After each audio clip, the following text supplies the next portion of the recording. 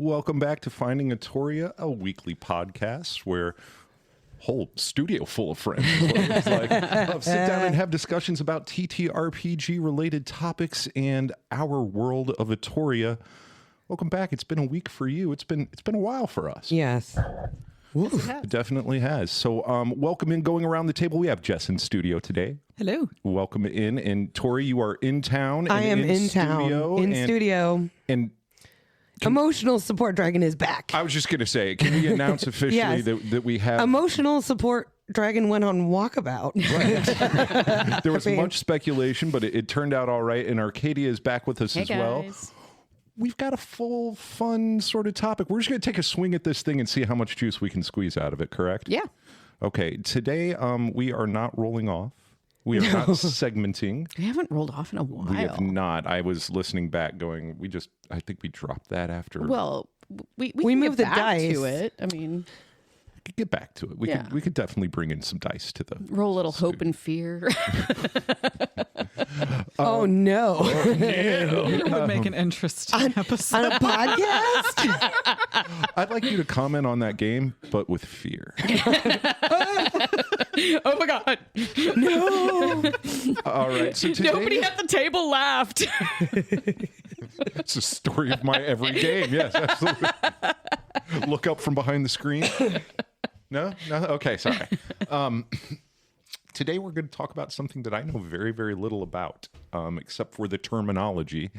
And it's sort of a wave of interest in growing community involvement in the genre of romantasy TTRPGs. And it is something that follows this growing narrative structure of games that seem to be on the rise in popularity, that format and those... It's storytelling. Yeah. Those storytelling elements, those narrative elements, It's storytelling. geared a little bit towards romance. And go around the table, talk amongst yourselves, but why do we find ourselves here now where I know that when we played D&D, second edition, there was romance. There was okay, Says my in-game husband. there were taverns as well. Oh, yes. There The was the horny full bard is a Gibster. trope. There's a full... Oh, no. The full Gibster was applied. You can go out on Patreon if you want to know what the hell that is. We can explain it. I will make a video explaining this is what this is. Just not a demonstration, please. No. I was going to say, you said video, and I almost turned off the damn board. No. Sure, I want to see what it is. They don't allow that on our sites. That's out on our OnlyFans. Exactly. I'm so sorry. Okay. Before I get kicked out of the studio, We don't have an OnlyFans. How about we put that out there? I said only Faye. Only maybe.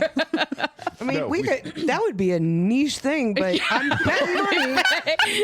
Well, with the popularity of romantasy. I mean, there are We're already actually there. a bunch of them that fit into that category where Exactly. somebody is. Yeah. Yeah.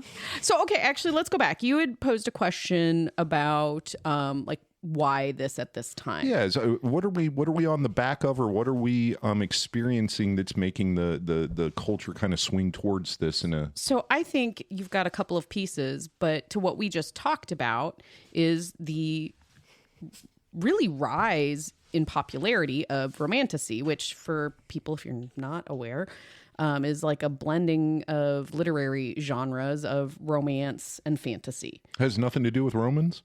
No. See? No. Yep. I mean, technically it could. I mean, if you yeah, were doing Roman mythology. But and, you got to add a little magic into it. Yeah, the mythology would work. Yeah, sure. Yeah. Yeah, it's like you've got goddesses So you and could have stuff, you know. Roman romantasy. Sure, you could have Thank Roman you. romantasy. Guy named Roman. Happened to be Roman Wow, we're off. in a on romantasy. There's already games out like that. Yeah, and back I guess to why this has come together, romantasy with TTRPGs, is I think they're a pretty good fit just with that fantasy aspect of it, and with what we've talked about before, where narrative is becoming such an important feature that people want to see in their games. A narrative focused game is a little different. Yeah, it is. And correct me if I'm wrong, but there's a big literary movement that this is kind of pushing as well. Just get on Book Talk or whatever it is, and you'll see. No. So, I'm on there, but kind of right. There is a big surgence in this as a genre. Getting huge. People getting brave and the ability to publish. Yeah, and it also it spans a wide range of type of romance. Lots I mean, of you have from a YA level, PG-13 type and stories that have magic and high fantasy with romance story, but I mean going all the way to erotica, in that same setting. And so a lot of readers finding that blend of fantastical romance very appealing. And that is it gives you a setting for, fantasy playing role-playing games. I don't know. I think that's a piece of it. What did you see just from reading this genre that's kind of kicked off the TTRPG expansion on it? What do you think that those type of books are giving for young readers? Because it's more difficult than ever to get people in that age group to take long-form media of any kind in. What are they getting from the books, and what do you think that they would be getting from a game that's unique and that keeps the interest of... I mean, if it's as simple as it's smutty, I'm very interested in the idea that you can get that age group of people interested in something that is not a quick form media hit and keep them, going in. Not as many readers, I believe. I mean, it's easier to get hold of books, but not books. Mm-hmm. Yeah, not the actual books, right? Not the actual books. Mm-hmm. I don't have. Yeah. So anyway, I thought it was interesting because when we first started talking about this as a possible topic for, we were focused on the books for a little bit, but the idea of that genre being pulled into TTRPGs is how does that do different? You were talking about how when we were kids playing and everything, you brought romance stories in. We brought non-romance, but sex stories in. I mean, like, I know a lot of people do that. They play it in the world that they already play in. So my first question on this is like, why do you need a separate TTRPG or a separate system of mechanics to make a romantasy thing? And so have you looked at any of them? Yeah, I dug into it a little bit and it was sort of interesting. So I guess I wanted to throw out to you guys, if you were like thinking about creating or playing a romantasy TTRPG, what do you think would make it different than like sitting down and playing Dungeons and Dragons or Daggerheart? I mean, in all honesty, D&D is more rules heavy than anything you just mentioned. Right. Okay. Like, I mean, think about it. Daggerheart's narrative, like all of the narratives point that way. Mm-hmm, mm-hmm. So what would have to be different? Like, why would it require a different game mechanic, I guess? What would your thoughts be if you were trying to create one? Or would you just want to throw it into your... You can just fit a setting. Yeah. Pick a set of rules, change the faces. Yeah. Right? Like, all right, so I'm not super huge into the romantasy genre. I end up, I guess, caveat of that is I do read a lot of it, but that is because lately... basically all fantasy books have some element. It's really now. Gone that way. So if I want to read new fantasy, I can't avoid the romantasy genre. I'm not really reading it for the romance part of it. I'm reading it because it's got dragons. So Fourth Wing is a great example. I read that because it has dragon riders in it, and it happens to have a young adult romance story in it. It does, which I don't mind. Well, okay, I don't know that I should call that young adult. It's not new young adult. Yeah. There's maybe a bit more spice than I would normally look for in a book, but the fact that it has dragons and dragon riders in it far outweighs that. Sure, So, sure. you know, and I know a lot of people like having that spice in it. So, you know, more great for them. But for me, dragons. Right. So D&D, if you buy the, I think it's Fizzbands, something. Treasury of Dragons. Yeah. That comes with a ranger subclass called Drake Warden. Mm-hmm. Just if you want to do a series that's like Fourth Wing, just have everybody create a Drake Warden and you have a bunch of dragon riders. You can just create that world in D&D. And I'm sure you could do that with any rule system that you wanted. Yeah. So I wonder if there is a different, because I'm not familiar with them, is there a different mechanic goal there? Are you trying to achieve romance? Is that part of it? Is it simply that it is a led forward in the storyline that this, you know, it's adventures for love? Like, where are we playing a different game, or are we just sort of shining a light on that facet of So what I any thought, TTRPG? yeah, what I thought was really interesting when looking up Romantasy specific TTRPGs is that they change the mechanics. And the reason for that is that they bring in skills and abilities, you know, different things, whatever, checks that have to do with that emotional and relationship building and bonding concept that you would have to have it be a romance focused story. Okay. And so and I think you see some of this in, not to the same degree, but in other narrative focused games, like take Vampire, for example. You know, you have skills maybe more than we utilize in D&D for, like, you know, the political aspect of it, you know, or the Interpersonal charming and you know, all of those kinds of things, those interpersonal narrative reactions that you actually have skills built to support. And so the mechanics in a Romantasy TTRPG, you know, the setting is very much D&D, Daggerheart, something like that, but they change some of the mechanics. And another one that I thought was really interesting is having like cards or different types of mechanics that allow for like consent, you know, and things like that you wouldn't typically see in a typical game. Because I really did. I sort of thought, oh, well, you could just play this, you know, in a fantasy setting and add your, you know, and have the narrative focus that way. And some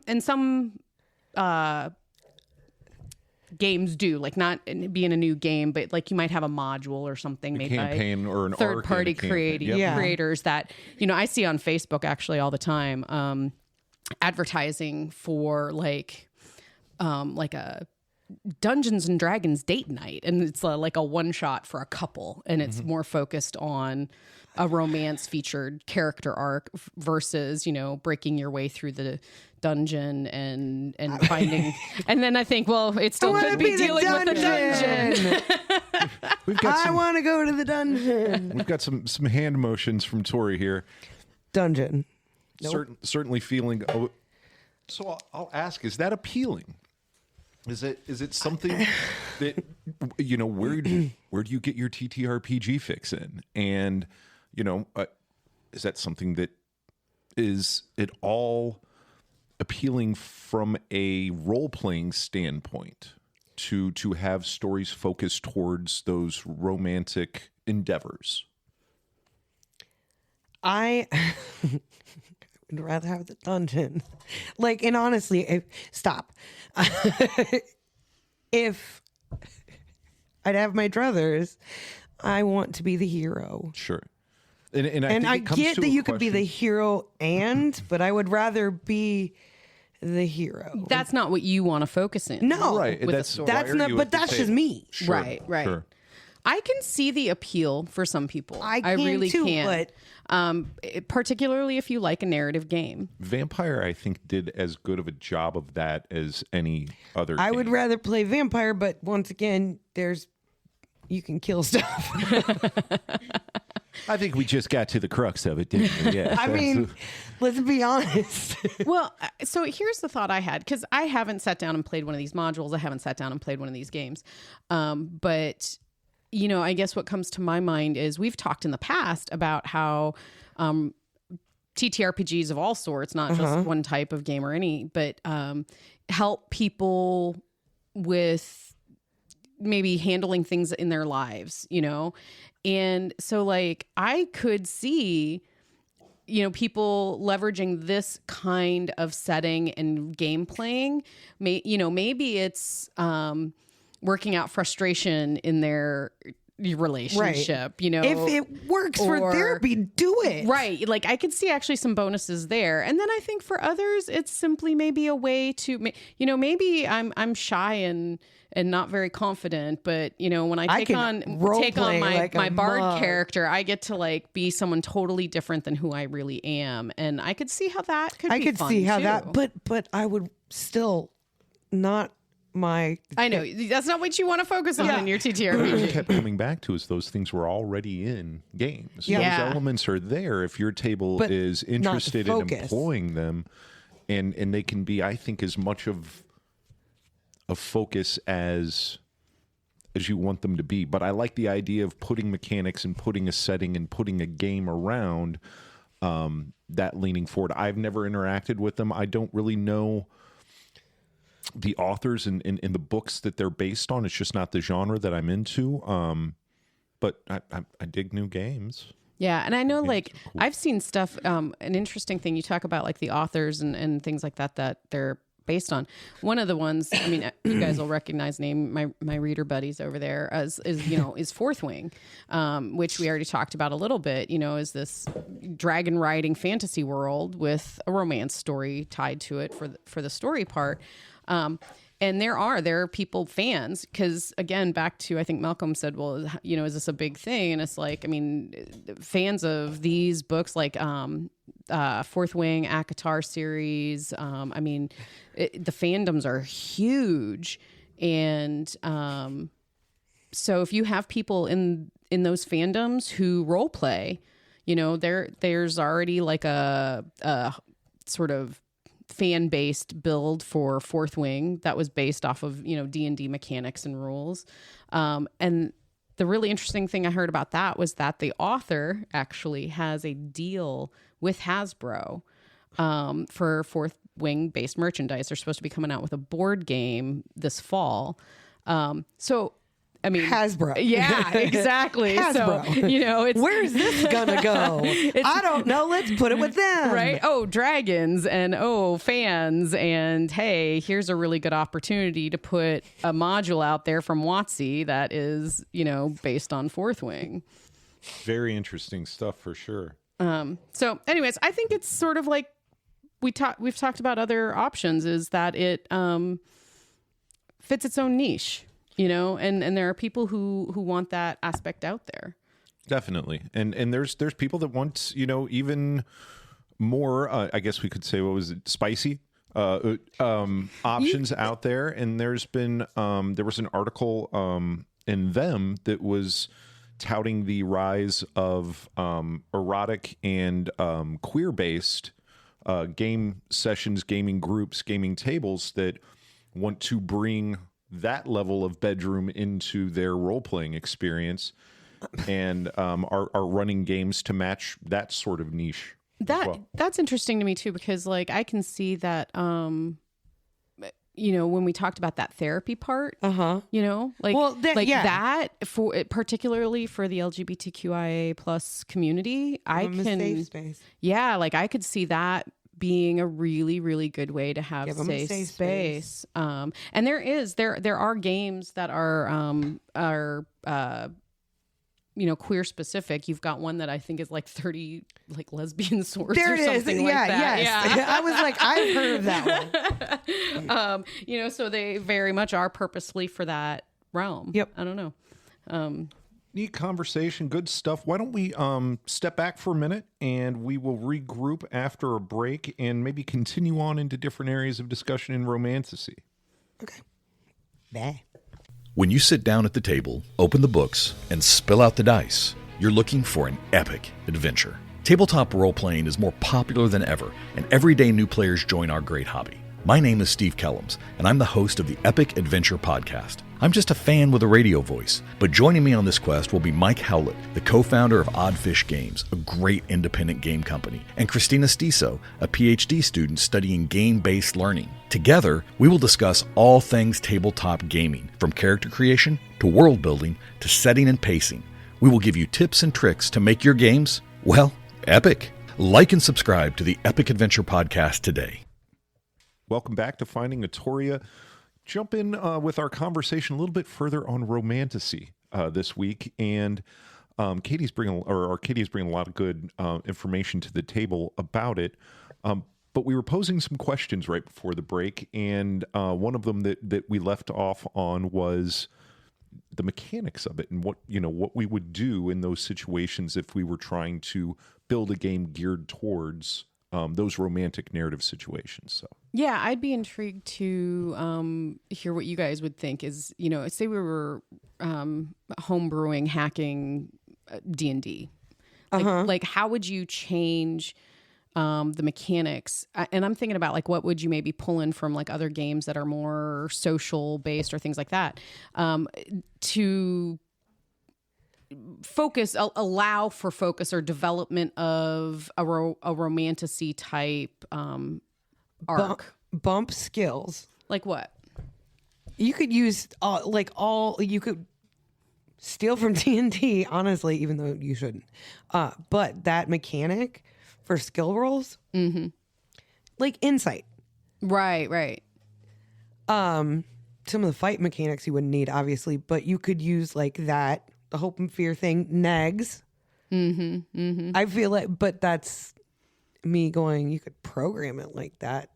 It's a lot of homebrew.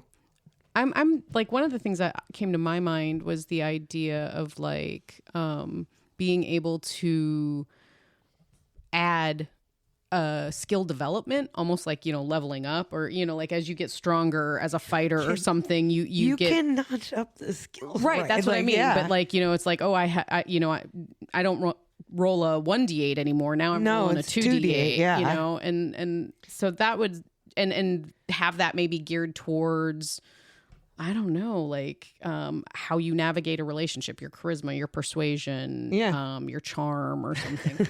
Jess, what are you thinking? Like if you were DMing, like I know you talked about your other table that you DM where one of the characters, what did you say she said? Okay, so I've talked about this character before. She's the one with zero impulse control who from my story about down the river. Is this the bridge? Yes. Down the river. Yes, The bridge. Yes. I re-listen to person. every episode we do. I've re-listened to that episode so much. That is a great story. Okay, so that player. The player who fell on the bridge and fell into the water and then got dragged up the cliff. There it is. That one, same person. Yeah. Her stated reason for leaving her tiny little island of barbarian Goliaths is to find the love of her life. She is a barbarian Goliath. Yeah. I love that so much. I know. No, right? I love that so much. Okay, so with that in mind, as a DM, if you were trying to sort of build a homebrew, a campaign, or maybe it's just a one shot or something where you could help that person work towards that goal, what would be some things that just you might change to focus on that part of the story arc instead of, say, maybe the killing the dragon to help the villagers story arc? Yeah, so right now, because this is my first time being a DM, I'm basically just kind of following a module. I wanted to have an idea of how combat's supposed to be run at every level before I started homebrewing it, because I've never played at, say, level 17 before, so I don't know how to create a campaign or an encounter properly for a level 17 when I haven't played it. So, all right, well, let me go through modules first, and then I can homebrew from then if they still want to play with me as their GM. So, right now, it's not a huge part of the campaign. They are definitely more into the adventuring, but what I have done so far is to present her with some clear options and then use the mechanics if she chooses to pursue it, which she has not yet, that are just available in the game, like insight. Is this person interested in return? Persuasion, to get them to go out on a date or whatever. And, like some of those more like, like performance even. So a lot of the more social skills. Yeah. You've got a already- series of skill checks anytime that you're there doing it. They're already in the game. Right. But if I were to make that a bigger part of the campaign, then I would have some changes I would want to make. And what comes to mind is actually Star Wars The Old Republic, the video game, because you have a series of companions that you collect, and each type of character that you can play as, there are like one or two of them that are a romance option for you. Not all of them, but one or two of them, and then more later on. And whether you choose to romance them or not is up to you. And what you have to do for all of them is to increase your, I guess, reputation with them. Like basically it's the video game mechanic version of getting to know that person, getting them to trust you and actually be a like, yes, I trust you. Yeah. And then once it's raised to a high enough score, you sort of unlock that NPC as a companion. See, Yes. that's exactly sort of what I was thinking. In general terms, I was looking at it for romantasy games. They call these like either like passion or emotion type mechanics. So my thought was, as you're describing this, like if you had to identify, say, like, we've got this big list of skills, acrobatics and athletics and sleight of hand and whatever. What would be a new skill that maybe, it's charisma based or something like that, but that you could actually like use to make, help someone be more interested in you, because I feel like it's not just persuasion or something like that. Woo. Right? Like, yeah. Well, I would actually not like do trust. Like, I don't know. Like how would you, like what skill would it be to do what you were talking about doing, like building that relationship?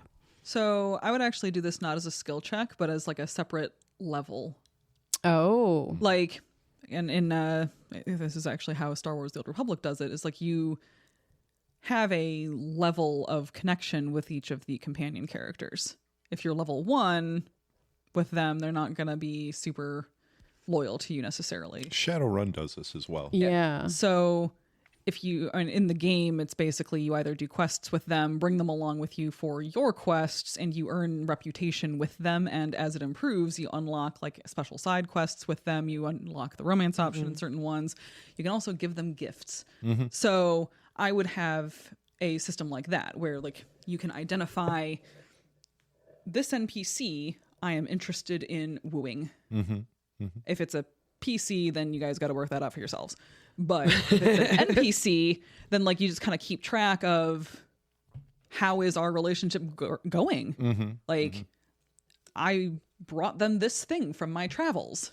They reacted well to it because I remembered that thing that they said 2 weeks ago about how they've always wanted to try this food, and I brought them that food, and I'm like, oh, that's so sweet. can I've endear earned yourself. 5 relationship points with them or something like that. And then like once you've earned enough, then you can be like, okay, hey, what do you think? Date, and it kind of depends on the character. Sure. Like they would have the GM would know this, but the character could that NPC could be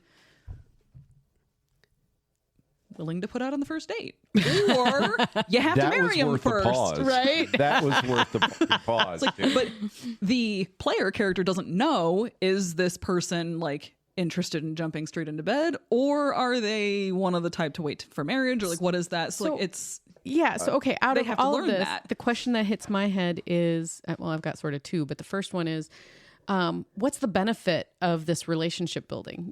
Is it something that is beneficial to the storyline? Is there some sort of benefit to play, or is it just that the whole game has to be focused on that kind of relationship building instead of like other plot ideas? What do you guys think? Well, I like, you can still do it in the game, but it's the focus. Right. which I kind of like the level it up separately, but you still have the other part. It would be cool to take some mechanics from Daggerheart and kind of put them around that. Oh, hope and fear. You could do hope and fear, but you could also track like tension. Ooh, and instead of you like could- stress. Yeah, you could mark yeah. tension. And if you, like maybe when you had a close relationship, it like you I don't know, it like reducing a stress. I'm having a hard time with words Right. today. No, you could actually remove tension through in-game activities, and then also their countdown thing would be very cool, because not all of these interactions are open-ended. Like, you've got time. Hey, I just met this person at the contact and I've got 5 minutes to convince them that I'm a cool guy, or convince her that she doesn't wait till marriage, or whatever people are into at that point in time. Consent card. So I like the idea of making it an opportunity with a finite time on it to develop that relationship, or find out that that's not the person for you. Maybe it's not that you should do speed dating as a TTRPG, but just Very not that odd you should do pictures in my speed head dating now. at all. And it depends on how realistic you want it to be. Because, like, if you go adventure for 3 years and then come back, that barmaid might have moved on to somebody else because you left her for 3 years with no word, you know? Or... And that adds stress. Right, exactly. You take 3 tension. So, like, And but meet if you want... Earl. Yeah, if you want it to be more like a, I guess a video game where the NPCs have very limited autonomy, then I mean, she could have waited for 3 years because she's literally just standing there doing nothing else. But it depends on your story and your world and your GM, I guess. Yeah, I was just thinking about there's a mechanic, and we haven't used it in game yet, so I'm not great with it. But where it's like you partner up in a fight. And it brings benefit It's to tag the fight. team. Tag No, team it's or- not tag team. It's I forget the name of it, but Yeah, I I know. know. What you're Yeah. talking about. So are you discussing like a wingman bonus? Well, that's what. Oh, I'm that would be wondering. Like if you hilarious. developed a Group of girls relationship, to the restroom? you know, if you developed an in-party relationship, you know, that could be a mechanic of like, so you like fight together better, and so you know when if you're two back bard. to back, you know, it gives you like a +2 attack or something. I mean, like, because like I could see that you could utilize those personal bonds You in could ways like send that. somebody in ahead of time, like, hey, my friend's really kind of into you. Not like that. Oh, No, but like, Or like you could have like something where like if you had a mage, maybe like they can draw on their partner's power, or you know, something, you know, just different things like that. Like I think could be an interesting way to alter the game to make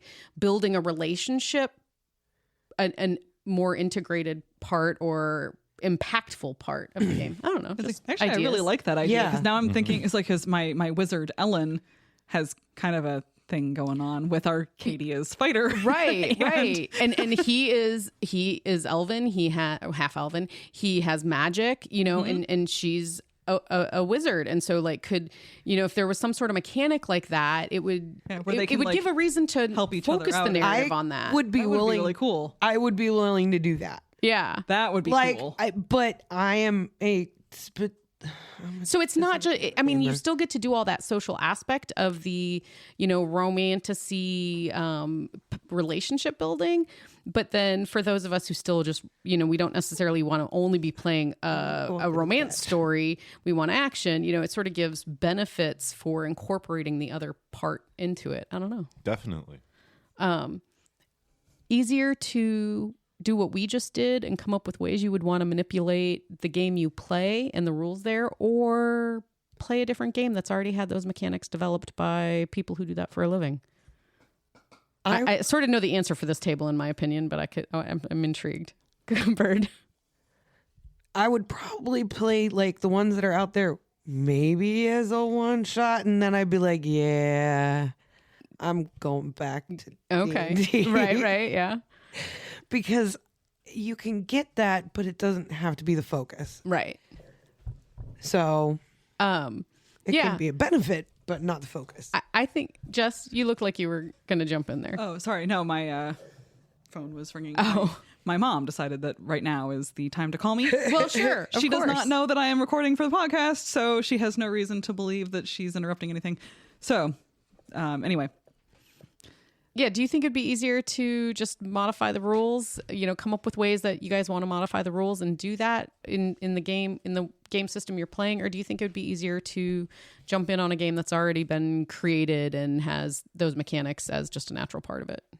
I mean, personally, I think it's easier to stick with, because there are so many different games and so many different rule systems, and like just the idea of trying to learn a new rule system for all of these different games is kind of overwhelming for me. So I'm Sure. like, okay, I know D&D ish. Like I've only been playing it for like 2 years. So Honestly, we should play Pathfinder. I would watch Jess's flip. at least All vaguely know the the math. rules of D&D.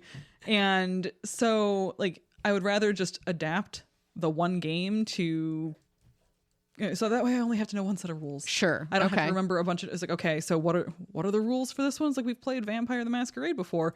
And I'm just like, okay, so how many dice do I need? How does this work? Right, yes. And like I spend half the game trying to just remember how the damn rules work instead of just, okay, here's what, or like trying to figure out my freaking character sheet for vampires. Like, I have no idea how to fill that out. I know how to fill out a D&D character sheet because I know what all those things are. Right. So I'm trying to, like, we're trying to do the, that, well, new to us, not new in general, but new to us, Star Wars TTRPGs. And I'm looking at this character sheet, like, I have no idea what I'm doing. What is this? Yeah. Could I just make a Jedi on D&D Beyond? So it's like, You I think can, it's, if you build it.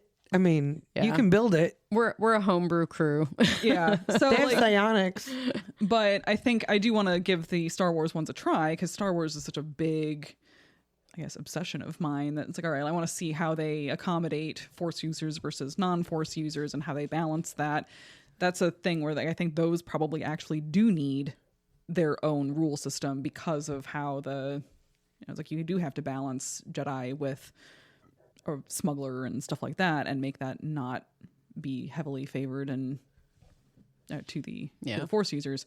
But then other things were like, all right, Fourth Wing, does that really need its own system? I mean, we would only know by playing it. Right. But we could also make a Dragon Rider school homebrew campaign in D&D and just have everybody, it's like, all right, well, everybody make a Drake Warden and then make sure Brew that for the win. and then Right, homebrew was like, yeah, like exactly. everybody has to, I guess you get one free cantrip that'll be your signet or whatever, and then adjust. So if you do want the romance part of it, you can, because I don't think D&D allows for that if you want it. It just kind of depends on your table. Does anybody else feel like this is where we always come back to when there's new things we're talking about? We're like, T&D allows for this. I was going to be Homebrew the fuck out of it. Just homebrew it. Like, that's the thing. But we're such a homebrew crowd. Right? It's like maybe it would be different for a table where no one's homebrewing. Like if See, everybody's doing a module. Maybe a raw. And this Then- was my thought is like, okay, why all these different games, all these different rules for these little niche things? And I was like, because D&D allows for all of that. It's hard for me to wrap my head around it. Not everybody is comfortable homebrewing. not everyone likes D&D. And Well, not, that too, and not right. ev- Absolutely. It's a D20 system. Right. Not People- everybody prefers. Not everybody likes and not that. everybody weaned off of that. Yeah. Which is, and we were brought up a certain type of way. Like, let's be honest, Right. second edition, like, Yeah. spoiled us. Yeah. We're like, no, it's D&D. Have all my money. Right. Have all of my TSR. But I to will the- give you money forever. Right. But to the same token, like, I mean, you could homebrew any game system to, do this, like, say, romantasy focus. And that's always sort of our answer. But I do think not people like a lot of people like modules. Yep. And so you do need that almost niche game if you're someone who's playing by module. Yeah. I don't know. Anyway, I'm intrigued to see where this kind of stuff goes, if it's going to go further. I am intrigued to see if we end up with some sort of If 5e Hasbro module made for a Fourth Wing, deal. because there's that Hasbro's deal paying going there. money. So be interesting to see that happen. But Hasbro versus the Max. I think it could be interesting, but I also think there's a huge fan base that would enjoy it that maybe I'm just not a part of. If it brings more people to gaming, Fair. I think that's, I mean, it's another Another tool seat at the table. to bring people into the hobby is to look at what people are enjoying. Like, it's not going to be very long until you get K-pop Demon Hunter. Oh, yes. It's not. That would be fun. You know what I mean? They're just going to look at what is Mine's on the so rise and what is popular. Nobody held up a fucking sign that said cue the sing-along. Nobody. I was looking the whole time. I didn't get the memo. Anyway, I'm just saying that to me, it's not surprising. I'm very interested in the mechanics of it. I love the social interaction elements of some of the games that we already play. You know, the negotiation should be a fantastically fun role-playing thing. It should have, and then romance. Yeah, if that's what you're into at your table and exploring that, Bring that in. and I was going to be the one dissenting voice. Like, bring me the new games. I'm on a new games kick, not because I want to play them all to their rules.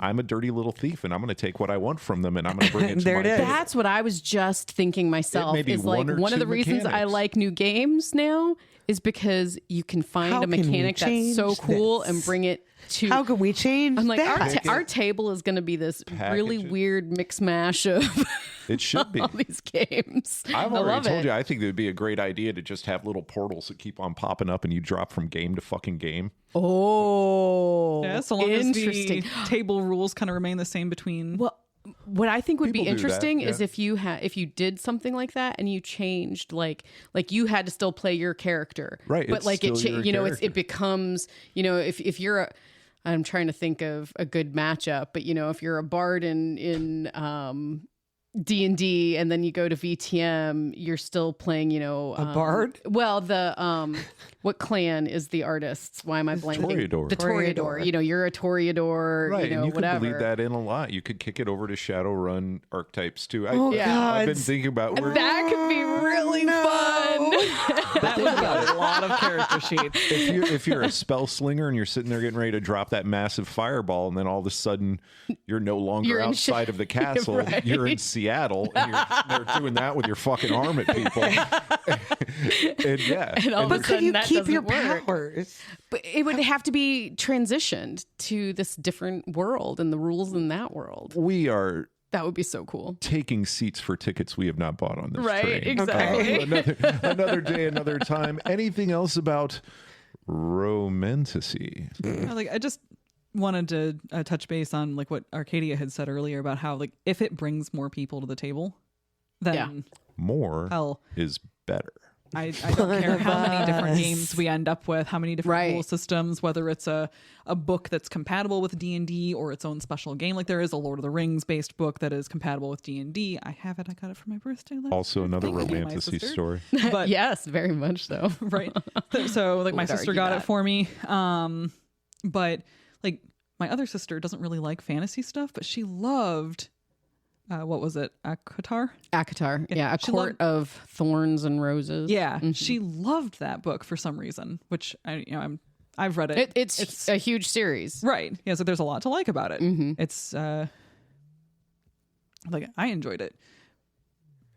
The only reason I say for some reason is because she doesn't like fantasies. Oh, I'm not sure yeah. why she liked that one and not the others, but like But I if think there's that's an- been happening a lot with the romantasy genre. You're Not to dive bringing back in- into this yeah. so much, but Mm-hmm. that, you know, that is, I think, why romantasy has become such a big thing is because you're not just drawing romance readers, you're not just drawing fantasy readers, you're drawing people who want romance and or fantasy. And like you said, you'll read romantasy because you're in there for the fantasy and the romance happens to be there. You know, other people they're reading Yeah. it for the romance Yeah, and the fantasy just have happens to to be be there. Yeah. But See Taylor Swift and Travis Kelce. if she's not, if that could be an in for, you know, something that she would be interested in. Like Yeah. maybe she would be interested in trying a TTRPG with it if it was for something like that. More people specifically. at the table. So Come because be like one just, of there are us. so many benefits to playing TTRPGs. And Yeah. I would love, like, you know, it's a hobby that I love, and if I found a way to get my other sister interested, because like the one sister, the one who gave me the D&D Lord of the Rings book, she's in the group that I am the GM for. My other one, who is that's the one that doesn't like the fantasy at all. So like, well, if we could find a way for her to like and enjoy it as well, then I could share that hobby with her too, and that would be really, really cool. Yep. Always want more people at the table. Very good on-ramp. Very good discussion. Guys, we're going to wrap it up there. If you have thoughts on Romantasy, if you played a Romantasy TTRPG or have a book series to suggest, leave us a comment, leave us some notes, support us on Patreon. Always. Guys, thanks for being in studio today. Fantastic discussion. Yay. And we will see you next week on Finding Atoria. Later. Bye. Bye.